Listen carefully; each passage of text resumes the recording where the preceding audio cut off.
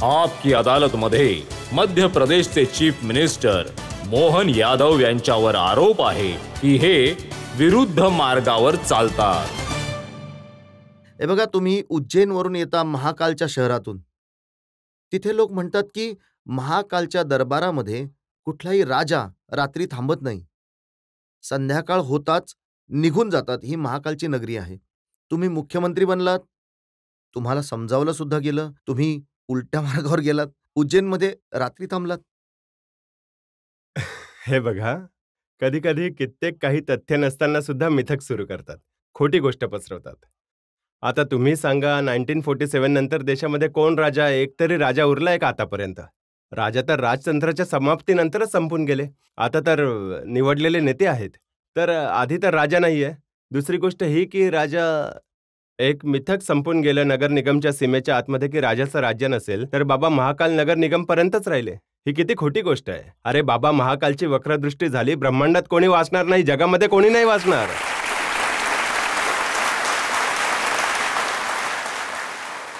आणि शेवटची गोष्ट, आपले देव तर आपल्या माता पित्या समान आहेत.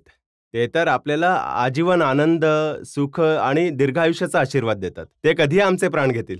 हे तर आपलं आयुष्य ईश्वराच्या आधारावर जर पूर्ण होईल तर जगातील कुठलीच ताकद वाचवू शकत नाही. आणि जर देवाचा आशीर्वाद असेल तर कोणी मारूही शकत नाही आम्हाला. या गोष्टीचा गर्व आहे. हीच तर सनातन संस्कृती आहे. तुम्ही सकाळी सकाळी जेव्हा उठता, बाकी लोक तर व्हॉट्सअप मेसेजेस बघतात. एखादा व्यक्ती बघतो की सोशल मीडियावर काय आलं आहे. कुणी फेसबुक बघतो, कुणी ट्विटर बघतं. तुम्ही भस्मारती बघता. आता बघा बाबा महाकालच्या नगरीचे भक्त आहोत आणि भस्मारतीने एक जीवनदृष्टी मिळते. कधी तुम्ही भस्मारती बघायला गेलात तर भस्मारतीमध्ये जवळजवळ 2 तासांमध्ये देवाच्या त्या दरबारामध्ये देवाच्या भस्मारतीची सुरुवात जर तुम्ही बघितली तर पाण्यापासून सुरुवात करून ते पाण्यानेच तुमच्या समोर समाप्त होते. अर्थात जन्मापासून ते मृत्यूपर्यंत संपूर्ण यात्रा भस्मारतीच्या माध्यमातून दाखवली जाते. तर प्रत्येक व्यक्तीचा ज्याचा जन्म झालाय तो मरणार आहे, परंतु मरणाच्या आणि जगण्याच्या मध्ये जो ईश्वराने वेळ चांगल्यातला चांगला दिला आहे त्या वेळेचा सदुपयोग करणे हेच भस्मारती आहे. आणि मी ईश्वराच्या दयेने ते काम करतो की आजचा दिवस खूप आनंदात जावा, पुढचं पुढे बघावं. त्यामुळे ही भावना आहे. आणि तुम्ही हे सुद्धा म्हणता, आजच्या काळामध्ये लोकांना जर वेळ बघायची असेल तर उज्जैनच्या घड्याळातील वेळ बघा, विक्रमादित्यांच्या घड्याळामध्ये वेळ बघा. हे GMT वगैरे काही नाहीये. हे बघा, ही कालची नगरी अर्थात महाकालची नगरी आहे आणि महाकालच्या नगरी अर्थात वेळेची नगरी आहे. मला हे थोडं सायंटिफिकली सुद्धा सांगायचं आहे की आपल्या येथे हे 300 वर्ष आधीपर्यंत जगातील स्टँडर्ड टाइम भारतातील मानला जात होता. उज्जैन म्हणजे केवळ उज्जैन नाही, उज्जैन संपूर्ण भारताचं प्रतिनिधित्व करतं.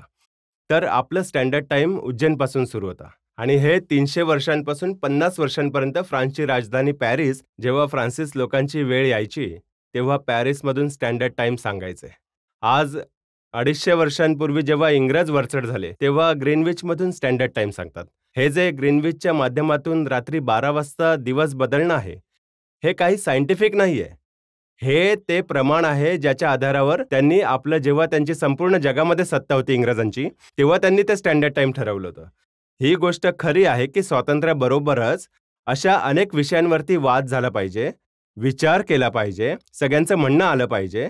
तर या गोष्टींमध्ये मला या गोष्टीचा सुद्धा अभिमान आहे की यावर आपले IIT इंदोर आणि विक्रम युनिव्हर्सिटी उज्जैन, फिजिक्सच्या सगळ्या स्टेटचे वेगवेगळे विद्यार्थी, आणि केवळ आमच्या प्रदेशातील नाही, आपल्या देशातील नाही, आसपासच्या सुद्धा कित्येक देशांची मान्यता आहे की ग्रीनविचच्या टाईमच्या ऐवजी इंडियन टाइम स्टँडर्ड टाइम असेल आणि त्यावर ते सगळे लोक लागलेत. आज नाही तर उद्या नक्कीच हे होईल, ही पक्की गोष्ट आहे.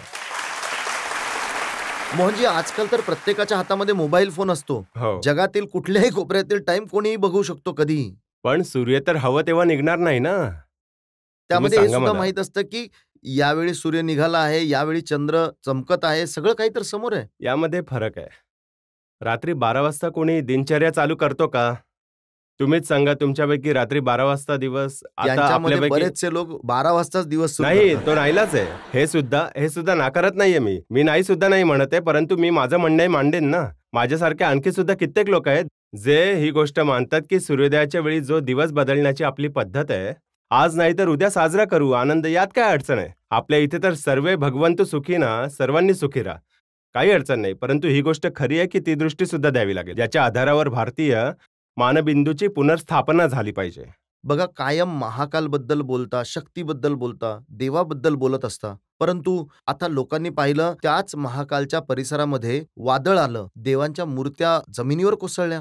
बाबा महाकालच्या महालोकच्या वेळी सुरुवातीला मूर्ती बनवल्या गेल्या होत्या. त्या आपल्या एक प्रकारे बिना दगडाच्या मूर्ती होत्या. तर कारण वेळेच्या कमतरतेमुळे त्याला एक जसं प्लास्टिक टाईपची मूर्ती बनवली गेली होती. परंतु ती कारण एक आपलं मॉडेल बनवायचं होतं, शिवदेवाचं कुटुंब दाखवायचं होतं. बाबा महाकालांबरोबर त्यांच्या श्री गणेशांचं विविध लीला, त्यांच्या गोष्टी आल्या पाहिजेत. माता पार्वतीच्या आल्या पाहिजेत, कार्तिकेयच्या आल्या पाहिजेत.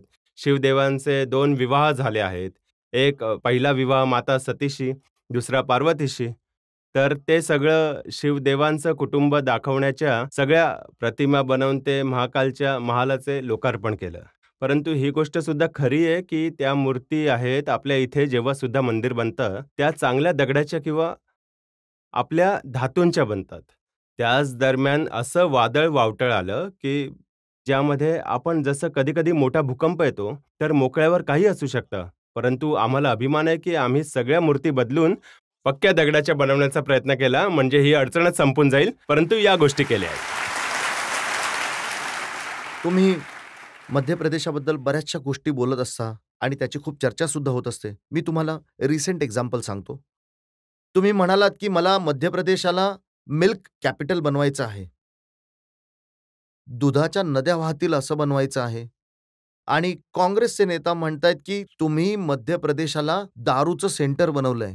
तुम्ही तर महिलांना दारुडं बनवून टाकलंय. सगळ्यात जास्त दारू मध्य प्रदेशातील महिला पितात. हे जे कोणी म्हणालं आहे ते काँग्रेसचे नेते आहेत. आता मी काँग्रेसबद्दल काय बोलू? काँग्रेसचे मोठे मोठे नेता बहिणींना टंचमाल म्हणायचे. त्यामुळे काँग्रेसची दुर्दशा झाली. आकडे सांगतात की आई बहिणी काही दारू पित नाही. हे तर त्यांची रात्रीची उतरली नव्हती म्हणून ते बोलून गेले, त्यांना आणखी काही नव्हतं.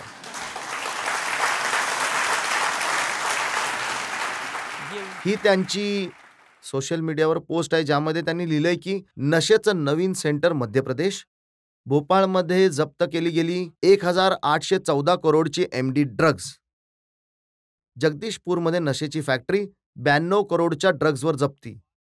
आणि भोपाळमध्ये राजधानी एक्सप्रेसमध्ये पकडला गेला 24 करोडचा विदेशी गांजा. तर हे माझ्यापेक्षा जास्त तर तुम्हालाच माहिती आहे की आम्ही कारवाई केली तेव्हाच तर पकडला गेला. आम्ही जाऊ थोडी दिला.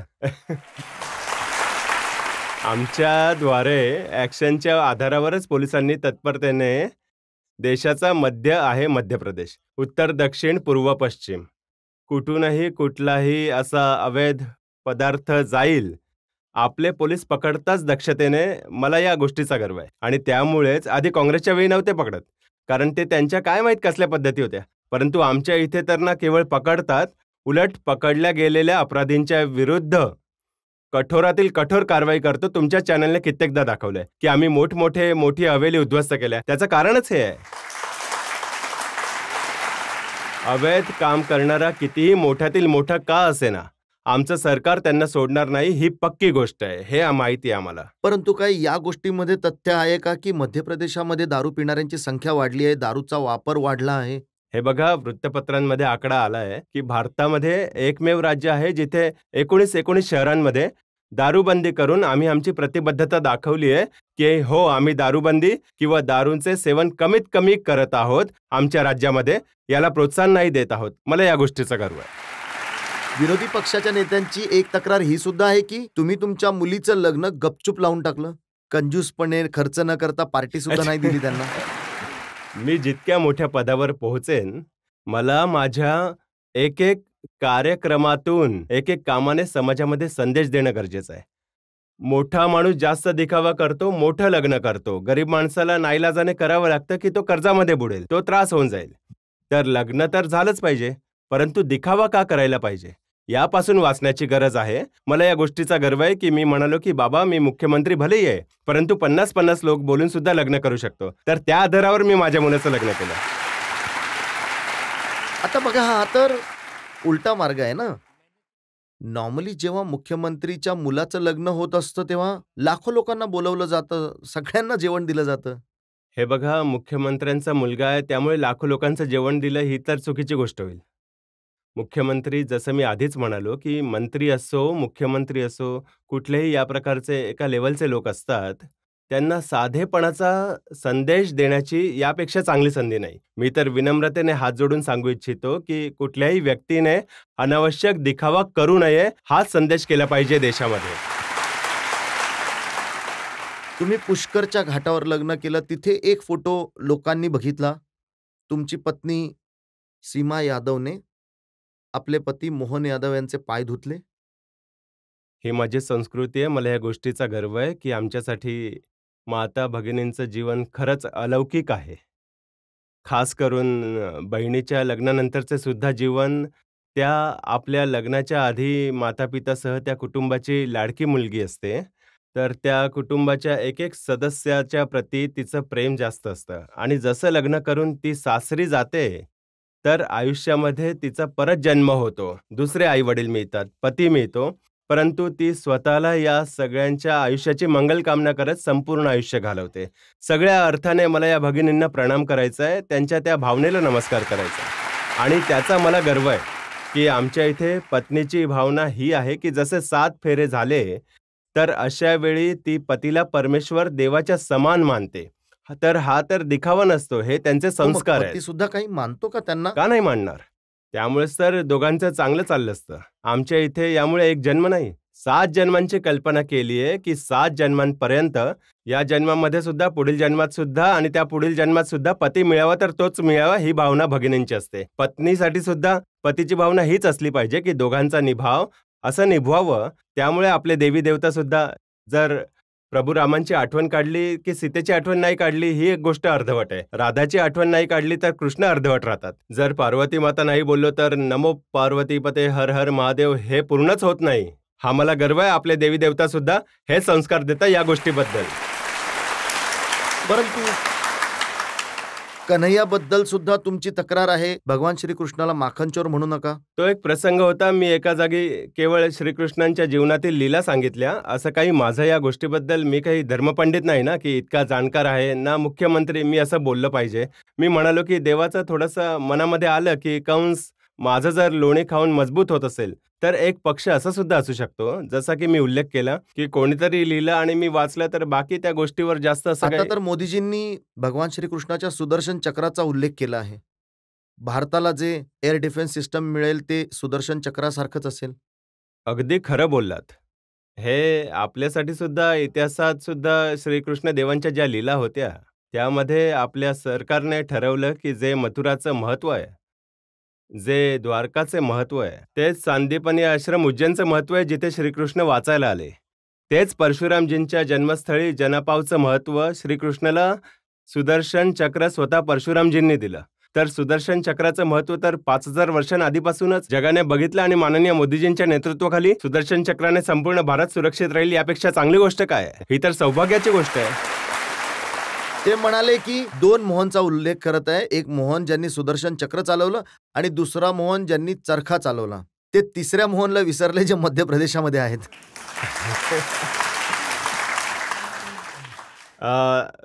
आता मोदीजी कोणाला विसरत नाही, परंतु ही गोष्ट सुद्धा खरी आहे. मोदीजी खऱ्या अर्थाने ते स्वतः मोहन आहेत. कारण त्यांचं मोहनचा संधी विग्रह तुम्ही केला तर याचा अर्थ मिळेल. मोहन कोणाला म्हणतात? मनमोहनला. आणि सगळ्यात जास्त चर्चा तर मनमोहनचीच. आणि ज्याला कसलाही मोहन मोहन असेल असेल. तो मोहन आहे. आणि मोदीजी असे ज्यांना आपल्या कामाचाच मोह नाहीये, सतत लोकांना घेऊन चालण्याची भावना आहे, त्यांचा वैयक्तिक काही मोह नाहीये, ही त्यांच्या कामाची पराकाष्ठा आहे. या जनतेमधून 1-2 प्रश्न घेऊ शकतो. तुमच्या बऱ्याच रील्स सोशल मीडियावर व्हायरल होतात आणि तुम्ही खूप ट्रेंडिंगही आहात. ही तुमची आवड आहे की नेमकं तुमचं काय म्हणणं आहे यावर? हे बघा, मी असा काही विचार नाही केला. परंतु जर माझी इच्छा असेल कचोरी खायची तर रस्त्यावर उभं राहून खातो. मुख्यमंत्री म्हणून काय झालं? असंच कोणीही शूट करून दाखवलं तर मी काही नाही करू शकत. मी माझ्या आयुष्यात भले मी मंत्री बनलो, मुख्यमंत्री बनलो, काहीही काम केलं, माझ्या आयुष्यामध्ये सामान्यातील सामान्य बनून राहीन. ही भावना घेऊन कधी-कधी या प्रकारच्या गोष्टी दुसऱ्यांपेक्षा थोड्या वेगळ्या होतात, लोकांना लोकप्रिय करतात. माझं काही असं मन नसतं की माझा फोटो यावा किंवा व्हिडिओ यायला पाहिजे. यासाठी विचारतात कारण आजच्या काळामध्ये रील्सचं खूप चलन आहे आणि जागोजागी लोक रील्स बनवतात. तर तुम्ही कणीस खात आहात किंवा चहा बनवत आहात किंवा तुम्ही वडे तळत आहात तर त्याचे रील्स भरपूर पॉप्युलर मी होतात. तुम्हाला सांगितलं की ते माझ्या मजेसाठी किंवा जसं काय असतं की आपल्या लहान लहान लोकांकडे सुद्धा त्याच्याबरोबर काही वेळेचं जर सुख देऊ शकलो तर आपण जाण्याचा आनंद घेतला पाहिजे. आता मी जसं पचमढीमधून निघत असेल आणि पचमढीमधून निघाल्यानंतर आंब्याचा सीझन असेल आणि माझ्या बहिणी असं आपल्या छोट्या छोट्या टोपलींमध्ये आंबे घेऊन विकत असतील, तर मी तर तिथे उभे राहून थोडे आंबे त्यांच्याबरोबर खाल्ले. मुलं वगैरे त्यांच्याबरोबर बसलो, त्यांना विचारलं तुम्ही मुलांना शाळेमध्ये नक्की पाठवा. तर असं करणं मला आवडतं. तर ती भावना घेऊन आम्ही पुढे जातो.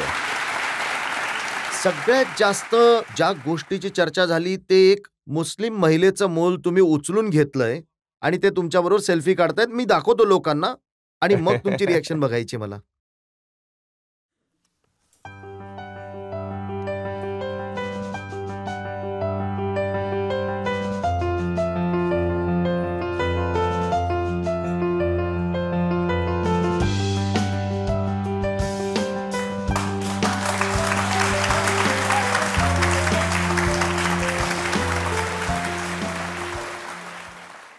हा एक असा फोटो आहे जो लोकांना खूप आवडला. ही गोष्ट खरी आहे. जसं मी सुरुवातीला म्हणालो होतो की आमच्याद्वारे आमच्या कुटुंबामध्ये सुद्धा हे संस्कार आहेत की आमच्याकडे माझ्या सगळ्या बहिणी आहेत. त्या हिंदू आहेत, मुस्लिम आहेत. हजारो बहिणींकडनं मी राखी बांधून घेतो. अशामध्ये तुम्हाला ते उदाहरण दिसत आहे की भाऊ तिच्या मुलाला हातात घेत असेल तर बहिणीला काही काळजी नसते. ती खूप आरामात आपल्याबरोबर निश्चितपणे बहिणीच्या रूपामध्ये दिसत आहे. मला गर्व आहे. आजच्या काळात डोक्यामध्ये माहिती नाही काय काय असतं, त्यांना हे उत्तर आपोआपच मिळतं की राज्यामध्ये एका राज्याचं नेतृत्व करताना एक साधारण नागरिक एका साधारण मुस्लिम बहिणीबरोबर सुद्धा किती आपल्या भावाचं प्रेम मिळत आहे की ते मुलं माझ्याकडे येत आहेत आणि त्यांचे पती सुद्धा त्यांच्याबरोबर माझे एक प्रकारे भावजी म्हणू शकतो, ते स्वतः सुद्धा बरोबर आहेत.